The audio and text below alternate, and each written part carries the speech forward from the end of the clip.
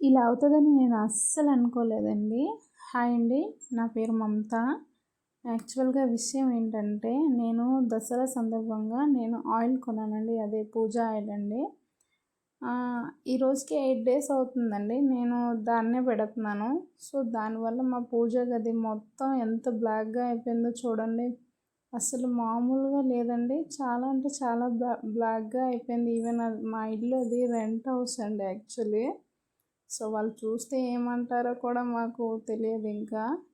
And ఇంట్లో కూడా చూడండి అక్కడక్కడ బ్లాక్‌గా అయిపోయింది. చాలా దీనిగా అయిపోయిందండి. మేము 4 మంత్స్ నుంచి ఇక్కడ ఉంటున్నాం. ఎన్ని రోజులు పెట్టినా దీపం ఎప్పుడు బ్లాక్ అవ్వలేదు. 8 డేస్‌లో అయిపోయిందండి.